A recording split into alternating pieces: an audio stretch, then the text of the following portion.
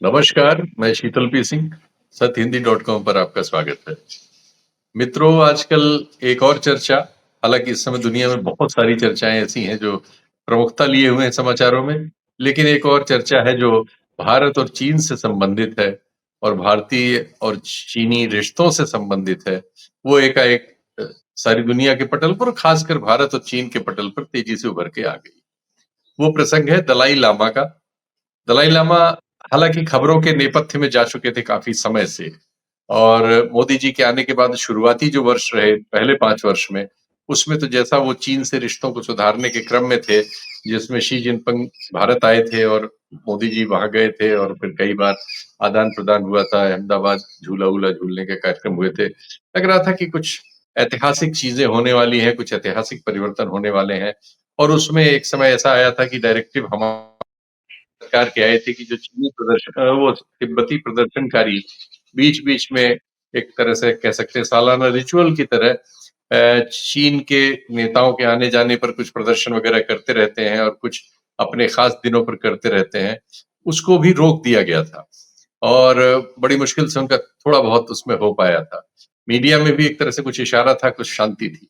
लेकिन अब फिर एक बार ये चीज़ बहस में आई है क्योंकि दलाई लामा 90 साल के हो गए हैं। थोड़ी-सी पृष्ठभूमि बता दें। तिब्बत एक एरिया है जो हमसे जुड़ा हुआ है, सीमावर्ती है और वहाँ पे एक बौद्ध ग्रुप का आप कह सकते हैं कि शासन रहा है, अब तो लगभग 1 सेंचुरी। चीन में पहले वो उनका जो मिंग वंश था उसके साथ था, लेकिन पिछली सदी के पहले चौथाई हिस्से में वो उसने अपने को अलग कर लिया था और वहाँ एक सांस्कृतिक आंदोलन बौद्ध धर्म का जो था, वो प्रभावी था उनके यहाँ। बाद में जब दुनिया की स्थितियाँ दूसरे विश्व युद्ध के बाद बदलीं, भारत आज़ाद हुआ, चीन में भी बदलाव हुए, चीन भी आज़ाद हुआ, तो उसके बाद आज़ाद क्या चीन में परिवर्तन हुआ है, उसको यूँ कह सकते हैं। वहाँ कम्युनिस्ट क्रांति हुई, माओ के नेतृत्व में और उसके बाद उन्होंने तिब्बत पे अपना दावा कर दिया। तो 59 में वहाँ के जो धार्मिक प्रशासक थे दलाई लामा, वो अपने समर्थकों के साथ भारत आ गए। उसके बाद तमाम लोग भारत आते रहे, फिर 62 चीन से और वो लड़ाई जो है अब उसके कुछ वृतांत हैं जो हमारे साथ एक विशेषज्ञ है प्रकाश केरे, अभी उनसे उन सवालों पर पूछ के आपको उत्तर दिलाने की कोशिश करेंगे। लेकिन भारत में चीन को लेके एक नकारात्मक भाव हमारे जनमानस में रहा, चूँकि 62 की लड़ाई का पूर्वार्ध था और अभी इधर के हाल में गलवान में भी हमारी और उनकी एक झड़प हुई जिसमें हमारे 20 के करीब सेना के लोगों की मृत्यु हो गई थी। उससे वो कड़वाहट और बढ़ गई। बीच-बीच में खबरें भी आती रहती हैं अरुणाचल प्रदेश से और इस इलाके से जहाँ ये गलवान वाली घटना हुई थी, वहाँ जो वो लेक है बड़ी प्रसिद्ध, उस पर पुल-वुल बनाने की खबरें आती रहती हैं। अन्य बहुत सारी खबरें आती रहती हैं। चीन को लेके वैसे भी हमारे यहाँ जो मैंने बताया पीछे से जो चला आ रहा है, भारतीय जनमानस में एक नकारात्मकता का भाव है। पश्चिम इसको पसंद करता है। हम जानते हैं कि अंतर्राष्ट्रीय राजनय में पश्चिम को, खासकर अमेरिका को, भारत की उसकी जनसंख्या और विशाल आकार और अर्थव्यवस्था और सब कारणों से उसकी ज़रूरत है। इसीलिए क्वाड नाम के संगठन में हम हैं, जो कहा जाता है कि चीन को ही रोकने के लिए बना हुआ है। लेकिन भारत ब्रिक्स में भी है, भारत शंघाई कॉर्पोरेशन में भी है। भारत चीन के साथ व्यापार ऐतिहासिक तौर पर इस दौरान सबसे ज़्यादा हो गया है। इस समय दुनिया में सबसे ज़्यादा हमारा व्यापार रिश्ता चीन के साथ है, लेकिन कड़वाहट भी चीन के साथ है। ये सब मिली-जुली स्थितियाँ हैं, इस पर सब पर बात करेंगे। तिब्बत की जो तिब्बती लोग हैं, उनकी आबादी मैं गूगल कर रहा था तो उसमें पता लगा कि करीब पौने 8 मिलियन या आप यूँ कह लीजिए 77-78 लाख की आबादी है, जिसमें से करीब 60 लाख तो मूल तिब्बत में ही रहती है, जो चीनी नियंत्रण में है और करीब इस समय 60-70 हज़ार लोग हमारे यहाँ बचे हैं। पहले 1 लाख के आस-पास थे। इनमें से बहुत सारे लोग दूसरे देशों में पश्चिम के जाके बस गए हैं और ज़्यादातर लोग यहाँ से जो भी निकल पाते हैं, निकल जाते हैं। पहले वो हर साल 3-4 हज़ार, 2-3 हज़ार लोग आते-जाते रहते थे, अब उनकी संख्या बहुत कम हो गई चीन से आने वालों की। 2019 के बाद तो ये संख्या सैकड़ों में रह गई है और वो भी बहुत कन्फर्म नहीं हो पाती। तो ये स्थिति है। हमारे हिमाचल प्रदेश में जो धर्मशाला का इलाका है, उस इलाके में ये एक ये नागरिक लोग रहते हैं, तिब्बती नागरिक, और वहाँ ये कहते हैं कि एक सरकार चलती है जो एक एक्साइल में है और जिसको दलाई लामा नेतृत्व देते हैं। तो अब दलाई लामा 90 वर्ष के हो गए हैं और उनके उत्तराधिकारी की बात हो रही है। चीन में एक प्रोसेस है, मतलब तिब्बत में एक प्रोसेस रही होगी कुछ। चीन कह रहा है कि वो प्रोसेस चल रही है और वहां दलाई लामा की नियुक्ति होगी। इसके पहले पंचन लामा के मामले में ये सब हुआ था, लेकिन ये सब बड़े क्लिष्ट विषय हैं। इनको कोशिश करेंगे कि हमारे मेहमान आपको सरल करके बता सके। प्रकाश जी, आपका स्वागत है। और बहुत ये विस्तारित विषय है, लेकिन आप चूंकि इस पे लगातार टिप्पणियां वगैरह करते रहते हैं, आपकी जो राय है, जो भारतीय जनमानस में चीन के बारे में प्रचलित राय है, उसका कई बार निषेध करती है। कई बार उसमें बहुत नई इंफॉर्मेशन होती हैं जो पश्चिम से हमें, जो हमारे पास चूंकि सूचना का जो भारत में संकेंद्रण है, वो राष्ट्रीय स्तर पर हमारी एजेंसियों के द्वारा, लेकिन अंतर्राष्ट्रीय स्तर पर हमारी एजेंसियां भी पश्चिम की एजेंसियों से ही जुड़ी हुई हैं। एपी, राइटर, इन्हीं सब से वो अपनी सूचनाएं जुटाती हैं। उन सारी सूचनाओं में चीन की नकारात्मकता के बिंदु ज्यादा होते हैं, इसलिए हमारा वो भाव उनके विरुद्ध बढ़ता चला आ रहा है। लेकिन अब जो दुनिया में नई, मतलब आप कह सकते हैं नई संरचना दुनिया के रिश्तों की हो रही है, उसमें भारत और चीन के रिश्तों की जो वर्तमान स्थिति है, ऐसी ही रहेगी या इसमें विकल्प की जरूरत है, इन सब चीजों पर भी आपसे बात करेंगे। लेकिन सबसे पहले ये दलाई लामा प्रसंग क्या है, ये जरा सा बता दें, और हमें इसके बाद दूसरा मैं सवाल लेता हूं। पहले ये दलाई लामा की नियुक्ति का जो प्रसंग आज चर्चा में है, क्यों है? देखिए, तिब्बत का थोड़ा सा हम लोग टाइमलाइन जान लें जो आधुनिक समय में हुआ है। जी। 1900 1911-12 में जो आखिरी राजवंश था चीन में, किंग वंश, उसके खिलाफ वहां पर भी आंदोलन हो रहे थे और तिब्बत में भी उसके खिलाफ आंदोलन हो रहे थे।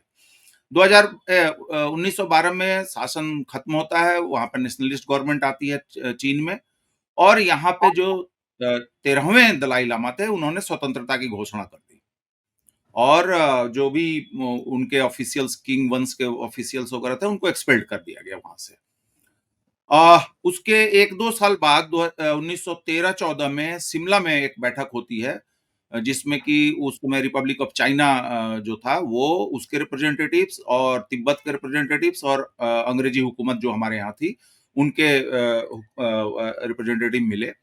और उस समय तिब्बत के बारे में एक फैसला लिया गया कि मैकमोहन लाइन के हिसाब से हम नक्शा बना देते हैं और तिब्बत के भीतर में हम 2 तरीके की व्यवस्था करते हैं, एक इनर तिब्बत, एक आउटर तिब्बत, और उसको ऑटोनॉमी वगैरह देने की बात थी। तो बाकी चीजों पे तो चाइनीज गवर्नमेंट तैयार थी, लेकिन उन्होंने मैकमोहन लाइन को नहीं माना, जो मैकमोहन लाइन आज हमारे बीच में झगड़े की वजह बनी हुई है। और शुरुआत में अंग्रेज भी नहीं चाहते थे कि मैकमोहन लाइन को लाया जाए, क्योंकि उससे पहले 1907 में उनकी रूस के साथ एक संधि हो चुकी थी, तो उसके साथ ये कंपेटिबल नहीं हो रहा था। अब जब मैकमोहन लाइन आ गई, चीज उसमें बात आ गई और चीन ने साइन करने से मना कर दिया। उसके बाद इस फैसले से नाराज होकर रूस ने वो पुरानी वाली जो संधि थी उसको तोड़ दिया, और ब्रिटेन ने भी उसको 2-3 साल के बाद छोड़ दिया। ये कहानी आगे चलती रही। फिर 30 के दशक में आखिरी वर्षों में जो है 14वें दलाई लामा आए, और आमतौर पे इनके शासन में ये लोग स्वतंत्रता से अपना राजपाट चला रहे थे। और चूंकि पहला महायुद्ध हो जाएगा, तुरंत शुरू हो जाएगा 1914 में, उसके बाद फिर दूसरा महायुद्ध शुरू हो जाएगा, उसके बीच में और बाकी चीजें चल रही हैं। रशिया में बहुत बड़ा परिवर्तन हो जाता है, सेंट्रल एशिया में बहुत बड़ा परिवर्तन हो जाता है। तो इन सब चीजों में किसी का बहुत ज्यादा ध्यान नहीं रहा। बस रूसी जो नया सोवियत संघ आया था, वो चाहे उससे पहले जो सोवियत एम्पायर था, उनके और ब्रिटिशर्स के बीच में एक अंडरस्टैंडिंग थी कि इसको हम बफर स्टेट के रूप में रखें, क्योंकि इनको लग रहा था कि इधर से चाइना ना घुस आए और अफगानिस्तान के रास्ते जो है वो रशिया ना घुस आए। तो ग्रेट गेम का पार्ट है, उसको छोड़ देते हैं। अब जब ये चीजें चल रही थी, तो जब भारत आजाद हुआ, तो दलाई लामा ने भारत सरकार को चिट्ठी लिखी कि आप हमारे हिस्से जो हैं उनको आप वो कर दें, लौटा दें। जो हिस्से अब अरुणाचल प्रदेश के वे हिस्से हैं जिनको कि चीन का भी दावा रहता है। तो दलाई लामा ने 1947 में ही माँग लिया था हमसे कि भई वो तवांग वगैरह का इलाका जो है, मोनास्ट्रीज़ जो हैं, वो आप हमें दे दीजिए। तो ये सब चलता रहा।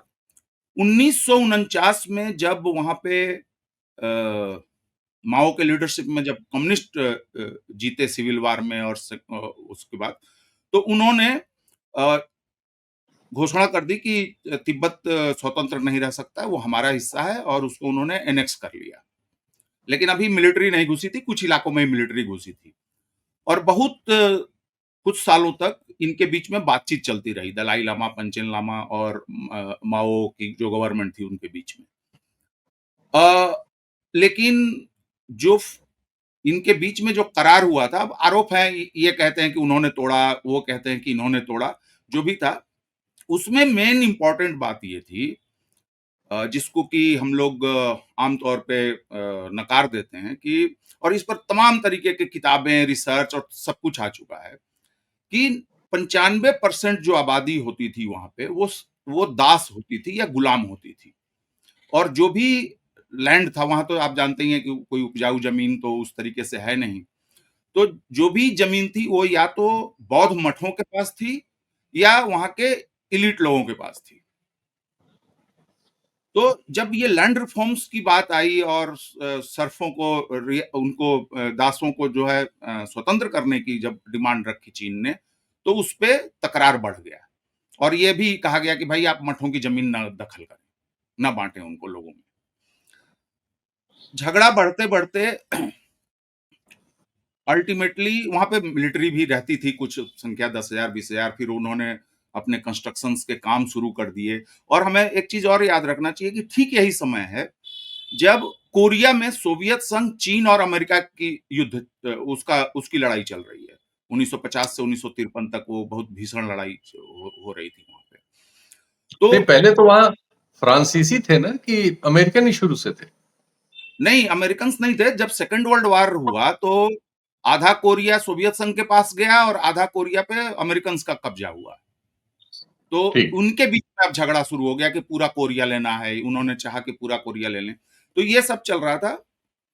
उसके बीच में ये चाइना भी नहीं चाह रहा था कि हम यहाँ पे मिलिट्री एक्शन करें क्योंकि वहाँ पे भी उलझा हुआ था, उसको भी काफ़ी नुकसान उठाना पड़ रहा था वहाँ पे। लेकिन 1959 आते-आते स्थिति ये बिगड़ गई। इसी बीच में दलाई लामा ने एक कागज़ साइन किया चीन के साथ कि हम लोग एक विशाल मदर लैंड के मातृभूमि के फिर से हिस्सा बन रहे हैं। और अच्छा। उन्होंने हाँ, अपने लिए कल्चरल और रिलीजियस ऑटोनॉमी की बात कही कि आप यहाँ पे इंटरवेन नहीं करेंगे हमारे हमारी मान्यताओं में। उन्होंने कहा कि ठीक है। लेकिन बहुत सारे लोगों ने दलाई लामा की बात नहीं मानी वहाँ पे और उन्होंने चीनी गवर्नमेंट के खिलाफ रेजिस्टेंस शुरू कर दिया। अब इसी माहौल में एंट्री होती है सीआईए की और इसके लिए कहीं जाने की जरूरत नहीं है। सीआईए के वेबसाइट पर उनके अपने डॉक्यूमेंट्स पड़े हुए हैं कि 50s के शुरू में, क्योंकि अब तो अंग्रेज चला गया है, अब तो जगह खाली हो गई है और वहां पर कम्युनिस्ट आ गए हैं, तो अब जाहिर है कि अमेरिका का एक इंटरेस्ट है उसमें। तो अमेरिका अपने हिंदुस्तान में ऑफिसेस के थ्रू और तिब्बत के भीतर जो उसके लोग थे, जिसमें कि एक बहुत प्रमुख नाम थे थोंडुक, जो दलाई लामा के बड़े भाई थे, इसी साल फरवरी में उनका देहांत हुआ। वे उनके एडवाइजर भी, क्लोज एडवाइजर भी थे। तो इन्होंने, ये उनके मेन वो होते थे, पॉइंट्समैन होते थे सीआईए। ये सीआईए का डॉक्यूमेंट्स कह रहा है, मैं कोई अलग से उसमें नहीं जोड़ रहा हूँ। और अमेरिका में तिब्बतियों को ले जाके ट्रेनिंग देने की कोशिश की गई, गुरिल्ला वारफेयर की और बाकी चीजों की। और ये वही ट्रेंड लोग थे जो दलाई लामा को और उनके साथियों को निकालने में बहुत मददगार हुए जब 1959 में वहां से वो आए मार्च में। तो 1959 में जो है स्थिति बहुत खराब हो गई और चाइनीज मिलिट्री पूरी तरीके से वो घुस गई। पहले लहासा से बाहर रहते थे लेकिन अब वो अंदर भी आ गए और बाकी मिलिट्री और भी रीइंफोर्समेंट भी आया। तो ऐसी स्थिति में सीआईए ने कहा कि आप निकल जाइए। हालांकि आप दलाई लामा के वेबसाइट से या उनके लिटरेचर को आप देखेंगे तो उसमें ये कहा गया कि एक उनके यहाँ तांत्रिक ज्योतिषी टाइप के एक पद होता है, उनसे पूछा गया कि भाई क्या करना चाहिए, तो उन्होंने कहा कि जी, कट अभी आप शॉर्ट ये हुआ कि दलाई लामा 59 में भारत आ गए। भारत आ गए और सीआईए की मदद से आए। सीआईए के डॉक्यूमेंट्स में है कि उन्होंने पंडित जब जब दलाई लामा ने चिट्ठी भेजी तो उनकी भी चिट्ठी आई और ये 1959 में यहाँ आ गए। अब जब 59 में आ गए तो चीन ने बीच बीच में ये कहा कि आप वापसी के लिए स्वतंत्र हैं, जब आना चाहें आप आए, और जो पहले का मुआहदा है ऑटोनॉमी का वो आपको हम ग्रांट करेंगे। तो ये 1959 तक की स्थिति है। ठीक। तो 1962 में हमारे और चीन के बीच जो युद्ध हुआ, उसमें इस तिब्बत के इस डेवलपमेंट की क्या भूमिका है? बहुत बड़ी भूमिका है। देखिए, तिब्बत जो है जिसको कि चाइनीज सिजांग बोलते हैं, वो और शिनजियांग जो विगर कम्युनिटी वाला इलाका है, उसके लिए आसान रास्ता जाता है अक्साई चीन होके, जो कि चीन के पास है, जो उन्होंने 50s में अपना कब्जा कर लिया, क्योंकि उनके लिए आना आसान है, हमारे लिए वहां पहुंचना मुश्किल काम है। और नहीं, वहां पे उन्होंने 50s में क्या अक्साई चीन को 50s में ही कब्जा कर लिया था या 62 में किया था? नहीं 50s में ही कर लिया था उन्होंने, और सड़कें वगैरह बना दी थी। हमारा कोई प्लाटून वगैरह वहां नहीं रहता था, और ठीक। हमें 1957 में पता चला कि सड़कें वगैरह बन रही है, इंफ्रास्ट्रक्चर बन रहा है वहां पे। ठीक। तो उस समय हमारी पेट्रोल टीम भी गई थी चेक करने के लिए 1957 में, तो जिसमें हमारे कुछ लोग मारे भी गए थे उसमें। और 1962 पे आने से पहले मैं 1963 में जाना चाहता हूं, जब पाकिस्तान के साथ चीन का करार होता है। तो उसमें जो चीन कह रहा था कि कश्मीर का एक हिस्सा हमको चाहिए, तो ऊपर में एक वैली है, उसका नाम मैं भूल रहा हूँ, सियाचिन ग्लेशियर के ऊपर वो घाटी उन्होंने पाकिस्तानियों ने उनको दे दी, और उसके बदले जम्मू कश्मीर लद्दाख में जो भी इनका हिस्सा है जो इन्होंने कब्जा किया हुआ है पाकिस्तान ने, उसको चाइना ने मान्यता दे दी। तो ये हुआ। अब 1959 में जब दलाई लामा आते हैं और बहुत सारी चीजें होने लगती हैं, अब वहां पे प्रोटेस्ट हो रहे हैं अंदर में, तो कहीं ना कहीं ये लगा कि सीआईए को, तिब्बतियन रेजिस्टेंस को भारत सरकार जो है वो बहुत ज्यादा वो प्रमोट कर रही है, या उनको प्रोटेक्शन दे रही है, या उनको सपोर्ट दे रही है। और इसी बीच में हम नोट करते हैं कि 1959 से 1962 की लड़ाई से पहले हमारे और चीनी सैनिकों के बीच झड़प की घटनाएं लगातार बढ़ती जा रही हैं। अलग अलग जगहों पर जो है झड़पें हो रही हैं, और मुझे लगता है कि उन झड़पों की मुख्य वजह ये होती थी कि जो तिब्बतियन शरणार्थी आते थे उनको रोकने और बाकी चीजों के क्रम में वो चीजें हो रही थी। और बाय दी वे जो कि पहले बात हुई कि मैकमोहन लाइन और दलाई लामा का जो असर्शन था कि तवांग वगैरह हम लेंगे, वो सब इनका भी क्लेम है। ये जो पहले की चाइनीज गवर्नमेंट का भी क्लेम था, इनका भी क्लेम है, अभी जो गवर्नमेंट चाइना की है। तो अल्टीमेटली ये कहानी इतनी ज्यादा बढ़ गई, और इसी बीच में वहां पे जो रेजिस्टेंस चल रहा था उसको इंडिया ऑफिस से सीआईए कंट्रोल कर रहा था। इसके बारे में भी सारा डॉक्यूमेंट्स है, बंदूक चलाने का ठीक है। प्रशिक्षण, ठीक है। तमाम चीज। अब इसके आगे तो, बढ़ते हैं कि हाँ। तो ये जो कारण है 1962 की लड़ाई में, ये एक इंपॉर्टेंट कारण है। क्यों? क्योंकि इससे पहले देखिए, हमारे जिसको हम लोग कहते हैं कि हिंदी चीनी भाई भाई कह के चाउ एन लाई ने जो है वो पीठ में छुरा भोंक दिया। लेकिन ऑलरेडी 50s में अगर आप देखें तो भारत के साथ भी वो दोनों देशों के बीच में अच्छी बातचीत चल रही है, पंचशील आ रहा है और ये सब चीजें चल रही हैं। और जब दलाई लामा की बात आई तो चाइना ने एक लेटर लिखा जिसमें दो तीन चीजें थी, जिसमें कि एक इंपॉर्टेंट ये चीज था कि आप तिब्बत के मामले में दखल ना दें। और फिर हालांकि 62 की लड़ाई में और भी चीजें बताई जाती हैं। 62 की लड़ाई का जो रिव्यू हुआ था वो तो उस पे नहीं डॉक्यूमेंट्स जाएंगे, नहीं तो वो इस कार्यक्रम का विषय बदल जाएगा। हम दलाई हम लामा पर ही केंद्रित रहना चाहेंगे। जी। जा भी नहीं सकते, क्योंकि भारत सरकार ने जो रिव्यू कमेटी बिठाई थी आज तक उस रिपोर्ट को पब्लिक नहीं किया गया, तो हमारे पास बहुत ठोस बतियाने के लिए नहीं है उस वार ठीक। के बारे में। अब हम आते, खैर ये सब हुआ, उसके बाद दलाई लामा हमारे यहाँ बने रहे। पिछली सेंचुरी में काफी हद तक, वो शुरू में तो 7वें 8वें दशक तक जब हम लोग विद्यार्थी थे, दलाई लामा की बहुत खबरें आती थी, बहुत चर्चा होती थी। और लेकिन धीरे धीरे वो चीजें कम होना शुरू हुई, और तिब्बती एसिमिलेशन भी उस तरह से भारतीय समाज में नहीं हुआ। वो अलग नज़र आते रहे, हम अलग नज़र आते रहे। हमने उनको उस तरह से नागरिकता वगैरह भी यहाँ नहीं दी। हालाँकि हमने उनको रोका भी नहीं, हमने निश्चित तौर पर उनको यहाँ रहने दिया और दलाई लामा को ऑपरेट करने दिया अपनी उनकी सरकार वगैरह। तो ये सब हुआ। अब ये जो दलाई लामा पद की नियुक्ति का सवाल है, जो इस समय ताजे विवाद का केंद्र है, थोड़ा-सा इसके बारे में बताएँ कि इसकी क्या टेक्निकलिटीज़ हैं? कैसे चीन कह रहा है कि वो हमारे यहाँ जो हो रहा है वही सही तरीका है और दलाई लामा कह रहे हैं कि उनका जो ट्रस्ट जो स्विट्ज़रलैंड में रजिस्टर्ड है, वो असली मालिक है और वो खुद उसके असली मालिक है। जबकि बहुमत आबादी जैसा मैंने पहले बता दिया, बहुमत नहीं प्रचंड बहुमत आबादी तिब्बत में ही रहती है या चीन में रहती है और करीब 1.5 लाख लोग भारत या सारी दुनिया में फैले हुए हैं तिब्बती मूल के लोग। तिब्बती लोग तिब्बत ऑटोनोमस रीजन जो है उसके अलावा भी चीन के 3-4 प्रांतों में उनकी आबादी है थोड़ा-थोड़ा। हाँ, और मैं एक चीज 6 60 लाख के करीब रहते हैं तिब्बत और ऑटोनोमस रीजन में और बाकी सब इधर-उधर फैल के रहते हैं। बिल्कुल ठीक कह रहे हैं। और चीन ने तिब्बत के लोगों को एसिमिलेट करने के लिए काफी कुछ किया, जैसे कि दलाई लामा के टाइम पे ही जो है सैकड़ों जो ऑफिसर्स थे, मिलिट्री ऑफिसर थे तिब्बत के, उनको पीपल्स लिबरेशन आर्मी का हिस्सा बनाया गया, एडमिनिस्ट्रेशन का पार्ट बनाया गया। ये सब भी चीजें चली।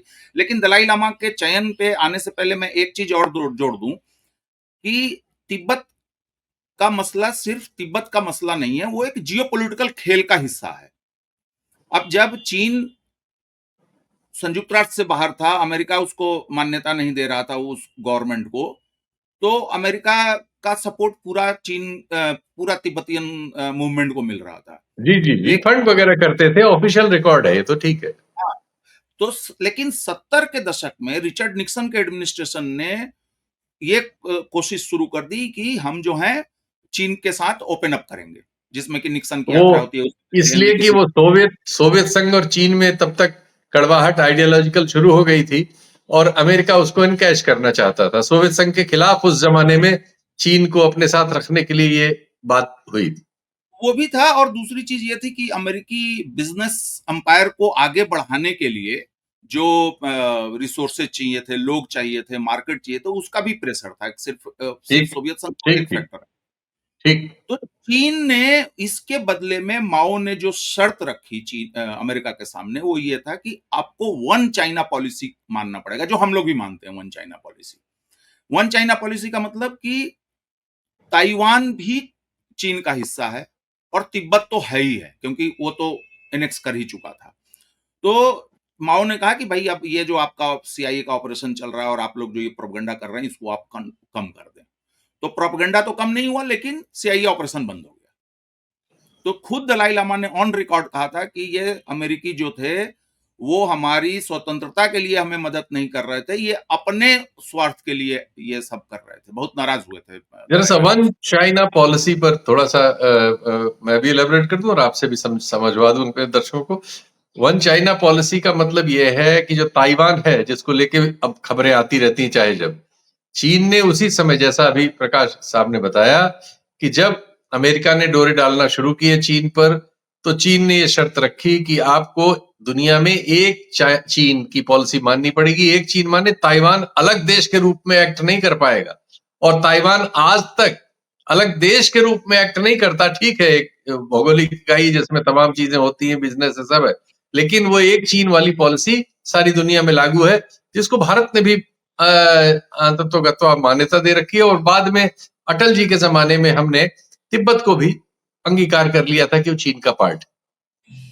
और एक चीज और, दलाई लामा की तरफ से भी एक पॉजिटिव चीज हुई कि बीच में उन्होंने चीनी गवर्नमेंट के साथ बातचीत का सिलसिला रखा। करमापा जो हैं, करमापा लामा जो होते हैं, जिसका कि चीन ने भी एक नियुक्त किया हुआ है और एक करमापा हमारे यहाँ है हिंदुस्तान में, वो अच्छा, दो है। दोनों करमापा भी आपस में मिले और अच्छा। उन्होंने कहा कि ये जो ये हमारे, उनका एक अपना मठ है, उनका एक अपना संप्रदाय है बुद्धिज्म में, तो उन्होंने कहा कि हम लोग इसको रिजॉल्व करते हैं, क्योंकि हमारे जो अनुयायी हैं उनको दिक्कत हो रही है। उसी ठीक। तरीके से एक पंचेन लामा है, जो कि ऐसे दूसरे नंबर पे माना जाता है दलाई लामा के बाद, लेकिन उनको ज्यादा इज्जत दी जाती है, क्योंकि पंचेन लामा को बुद्ध का अवतार माना जाता है और वो दलाई लामाओं को ट्रेन करते हैं, वो उनको पढ़ाते लिखाते हैं।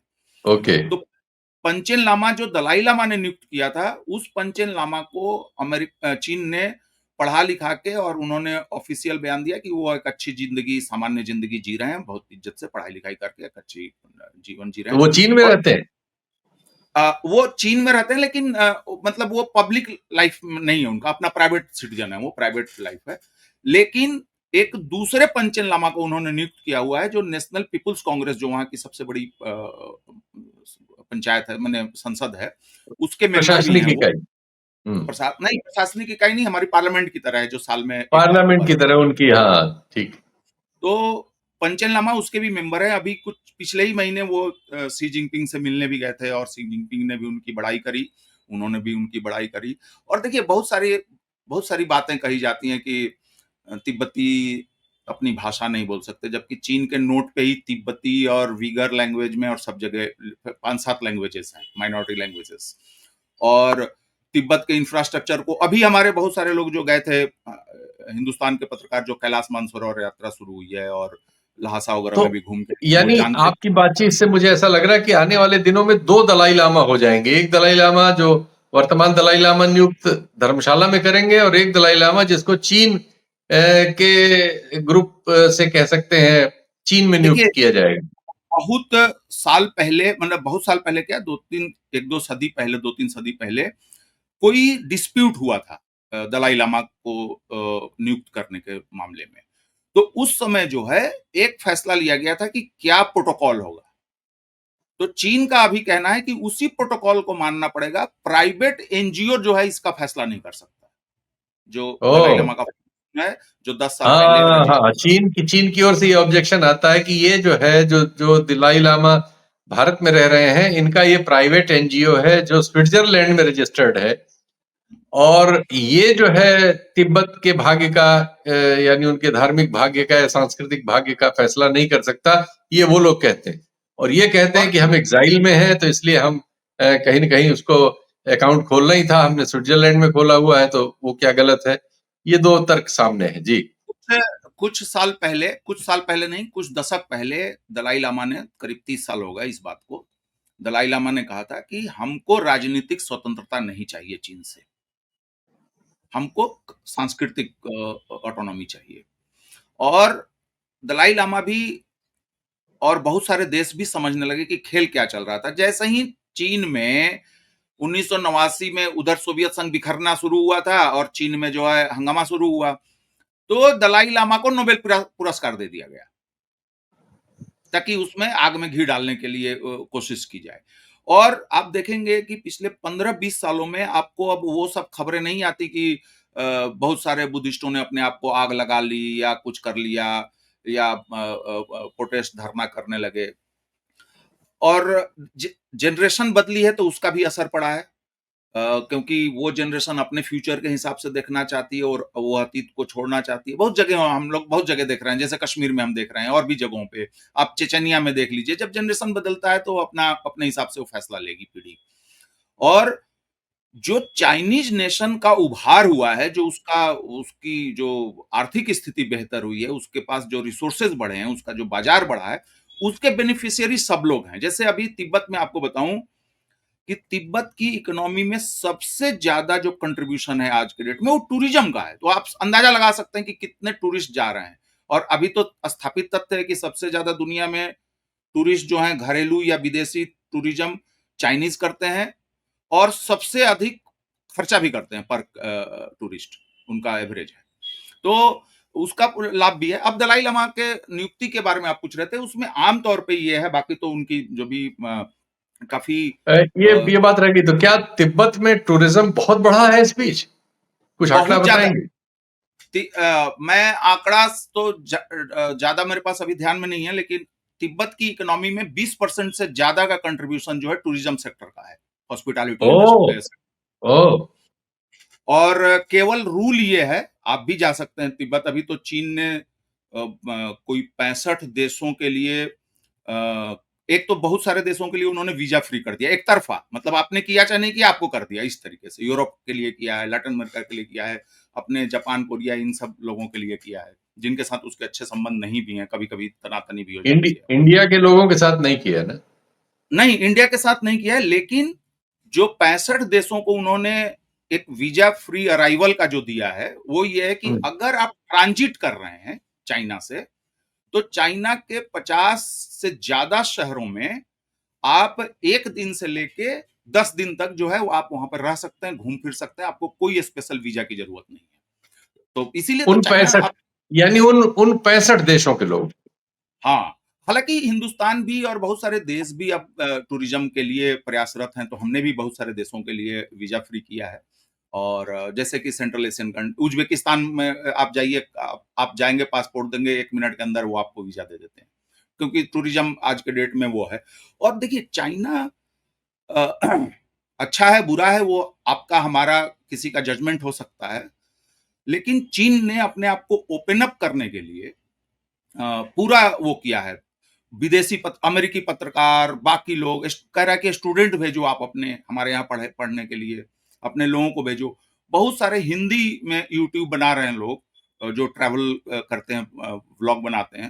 वो चीन में ट्रैवलॉग बहुत आने लगे चाइना से। इधर इधर चीन ने कम्युनिकेशन पर बहुत मुझे लगता है नए काम शुरू किया, चूँकि बहुत दिनों तक वो खाली थे। हालाँकि अभी सिर्फ उनका जी, सिर्फ तिब्बत में टूरिज्म का एक रूल है कि आप सिंगल नहीं जा सकते। अच्छा। हाँ, उसका एक मैकेनिज़्म है, क्योंकि एक तो ऑटोनोमस रीजन है, तो कोई भी रीजन जब ऑटोनोमस हो जाता है, तो उसके लिए कुछ स्पेशल नियम रहता है, वो शंघाई का नियम वहाँ नहीं लागू हो सकता। और दूसरे, चूँकि वो दुनिया की छत कही जाती है, कहा जाता है तिब्बत को, तो वहाँ हाई एल्टीट्यूड पे है, तो बहुत तरीके के हेल्थ रिलेटेड प्रॉब्लम्स हो सकते हैं। तो वो कहते हैं कि आप ग्रुप में जाएँगे, तो आप सुरक्षित रहेंगे, एक-दूसरे की मदद कर पाएँगे।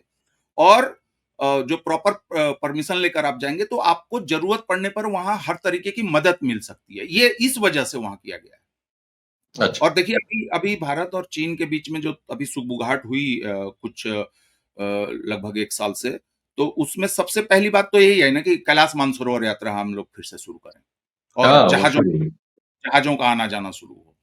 तो ये हो रहा है। और देखिए, तिब्बती लोग जो एक्साइल में हैं, उन हर हर किसी का अपनी मातृभूमि से लगाव है, मोह रहता है। तो वो चाहते होंगे कि उनका स्वतंत्र हो जाए, चाहे ऑटोनॉमी मिले, चाहे हमारी परंपराओं का पालन हो। लेकिन ये भी एक सच्चाई है कि चाहे वो हिंदुस्तान में रह रहे हों या दुनिया के और बाकी हिस्सों में, वो इतने सालों में उन्होंने अपने आप को इतना एंट्रेंच कर लिया है, अपने बिज़नेसेस बना लिए, अपने प्रोफ़ेशंस बना लिए, अपने काम को बढ़ा लिया। तो वो भी जानते हैं कि वहाँ हम जाएँगे, तो इस तरीके का हम बिज़नेस नहीं एस्टेब्लिश कर पाएँगे। क्योंकि एक तो आप डाउट के घेरे में रहेंगे, क्योंकि आप शरणार्थी हैं और आप विरोधी हैं, आलोचक हैं। तो मुझे नहीं लगता कि बाहर का तिब्बती भी जो है अंदर वापसी के लिए बहुत ज़्यादा प्रयासरत है। नहीं तो तो अ, मतलब आने वाले दिनों में हमारे पास 2 दलाई लामा दुनिया के पास होंगे। एक चीन में बनेंगे और जो जो कह रहे हैं आप प्रोटोकॉल जो बना था उसके तहत, और ज़ाहिर है कि ये दलाई लामा चूँकि उस प्रथा का विरोध कर रहे हैं, तो एक यहाँ नियुक्त होंगे। तो और हम 2 एक और चीज़ दलाई लामा ने कह के थोड़ा-सा माहौल को गरमा दिया है कि इन्होंने कहा कि अगला दलाई लामा तिब्बत से बाहर में होगा। तो ये भी अपने आप में इंटरेस्टिंग चीज़ है। बहुत सारे चाइनीज़ और जो तिब्बतियन चाइना के साथ एसिमिलेशन के फ़ेवर में हैं, वो लिख रहे हैं कि इससे पता चलता है कि पूरा मामला ही जो है कोई स्कैम टाइप का मसला है ये। और उसमें रूल ये है, मतलब तरीका ये है कि जो एक्जिस्टिंग दलाई लामा होते हैं, वो कुछ संकेत छोड़ के जाते हैं। और उन संकेतों के आधार पे लामाओं की एक टीम होती है, जो उसके हिसाब से, जैसे इस दिशा में जाना है, उस दिशा में जाना है, गाँव है, कस्बा है, वहाँ पे जाके वो पर्टिकुलर लड़के को जिसमें ये साइन्स मिलते हैं, उनको वो जाके पहचान करते हैं। ऐसे 2-4 लड़कों को लाया जाता है, फिर इस तरीके से प्रक्रिया होती है उसकी। और मुझे लगता है कि जिस तरीके से तिब्बत में जो पंचेन लामा है अभी, और जो चीनी गवर्नमेंट के साथ उनका रिलेशन है, तो मुझे लगता है कि उनके लीडरशिप में ही अगले दलाई लामा का चयन वो करेंगे और तो बाकी मैं आपसे ये पूछूँ आखिर में कि जो वर्तमान दलाई लामा हैं, चूँकि इनकी उम्र 90 साल हो चुकी है, अब अमेरिका वगैरह से जितना फंड आता था, उस तरह से फंड आता नहीं है। भारत भी एक सीमा से ज़्यादा उनकी क्या मदद कर सकता है?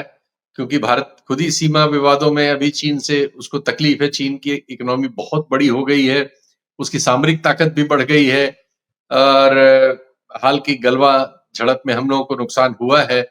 तो हम अपनी ओर से तो चीन पर हमला करके वो जमीन खाली-वाली कराने की स्थिति में अभी आने वाले सालों में तो नज़र आते नहीं हैं।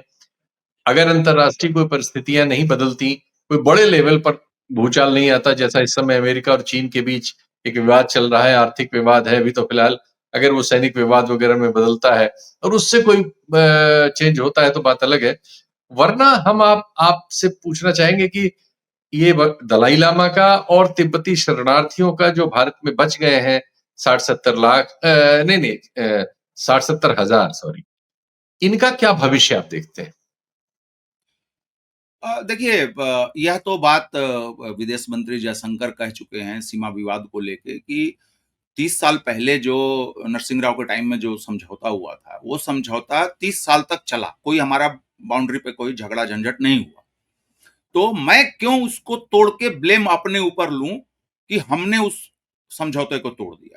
तो अभी चीन के लिए और भारत दोनों के लिए यही समझदारी की बात होगी और चीनी इस मामले में बहुत कैलकुलेशन के साथ और बहुत पेशेंस के साथ आगे बढ़ रहे हैं। दुनिया देख रही है कई दशकों से कि लड़ाई ना हो, क्योंकि अगर हम आप मैं तो कह रहा हूं कि 15 दिन का हॉट वार अगर हम पाकिस्तान से लड़ लें या चीन से लड़ लें, हमें अपने कैलेंडर को 30 साल 50 साल पीछे कर लेना होगा, पहली चीज।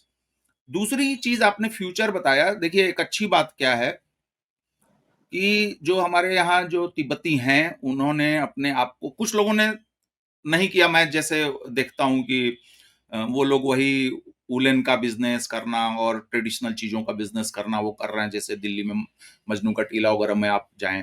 लेकिन अगर आप बेंगलोर के पास जो उनकी बस्ती है, आप अगर वहां जाएं या धर्मशाला में जाएं, तो उन्होंने बहुत तरीके के बिजनेसेस को वो किया है। और मुझे चूंकि उनको पढ़ाई लिखाई भारत में हर तरीके से, उनको कोई शरणार्थी जैसा ट्रीट नहीं किया गया कभी भी। उनको एक हम ही लोगों में से कोई अपना ही कोई है, उस तरीके से ट्रीटमेंट हुआ। इसीलिए आप देखेंगे कि उनको लेके किसी ने विरोध नहीं किया, कहीं मारपीट नहीं करी, कोई उनके साथ दंगा फसाद की स्थिति नहीं आई, किसी ने नहीं कहा कि इनको उठा के फेंक दो। और उन लोगों ने भी बहुत बढ़िया से इन इन 70-80 सालों में वो रहे हैं। आपने देखा, नोट करिएगा कि तिब्बतियों के क्राइम की खबरें हम लोग नहीं पढ़ते हैं कि कोई तिब्बती इन्वॉल्व था कोई हीनियस क्राइम में। कहीं छोटी मोटी झगड़ा लड़ाई कुछ हो गया होगा तो वो अलग बात है। तो मैं समझता हूँ कि चूंकि मेडिकल में, इंजीनियरिंग में और दूसरे तरीके की पढ़ाइयों में उनको मौका मिला है हिंदुस्तान में, तो मुझे लगता है कि वो रह सकते हैं और मतलब अच्छे से रह सकते हैं, रह तो रही हैं। और एक समय के बाद मुझे लगता है कि उनमें से धीरे धीरे आपको जो लोग इच्छुक हों सिटीजनशिप लेने के लिए, उनको हम सिटीजनशिप देने पर भी विचार कर सकते हैं। लेकिन उसमें मुझे लगता है कि बहुत सारे तिब्बती इसलिए सिटीजनशिप के लिए कोशिश नहीं करते हैं, क्योंकि सिटीजनशिप छोड़ने का मतलब ये होगा कि तिब्बत पर जो उनका क्लेम है, वो क्लेम कहीं ना कहीं डाइल्यूट हो सकता है, कमजोर हो सकता है। ठीक तो बात। एक उनकी भावना की बात है जिसका मैं रिस्पेक्ट करता हूँ। लेकिन मुझे लगता है कि भारत में तिब्बतियों का बहुत अच्छा भविष्य है। आप बंगलोर में चले जाइए, कईयों ने तो इतने बढ़िया बढ़िया मकान बनाए हैं कि मतलब विला विला वगैरह बनाए लेकिन ये बहुत रेयर होंगे, क्योंकि उनमें हैं। भी यहाँ जो बाकी लोग हैं, ज्यादातर लोग तो बहुत साधारण स्थिति में हैं। ठीक है, एक सेक्शन है। एक्चुअली कुछ सवाल। एक्चुअली एक्चुअली जो पुअर फ्यूडल सोसाइटी जो थी वहां पे, इंट्रेंस्ड थी हर तरीके से, वो मेंटालिटी अगर आज का तिब्बती या कोई भी, हम ही लोग जैसे मान लीजिए कि जिस तरीके की सोसाइटी से आए हैं, अगर उसकी, उनके पूर्वाग्रहों को, उनकी खामियों को ही अगर हम अपने पीठ पे लाद के चलते रहेंगे, तो हम फिर हमारा भविष्य क्या हो सकता है। और यही बात तिब्बतियों पे भी लागू होती है कि अगर आप तो वही उसी मतलब आने आने वाले दिनों में हम लोग दो दलाई लामा तो देखेंगे, लेकिन इससे भारत और ना, चीन के हैं।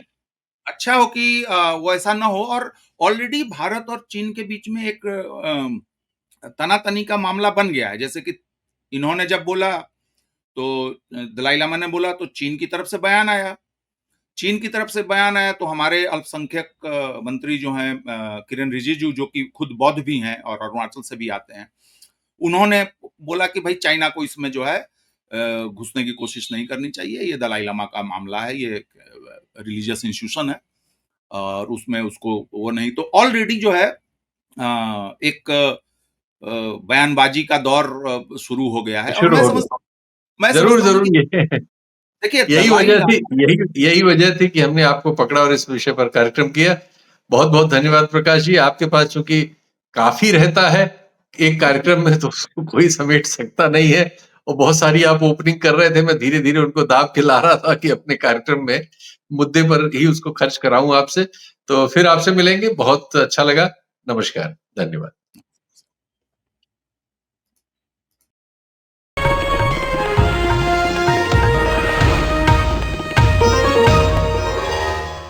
Copyright disclaimer under Section 107 of the Copyright Act 1976. Allowance is made for fair use for purposes such as criticism, comment, news reporting, scholarship, and research.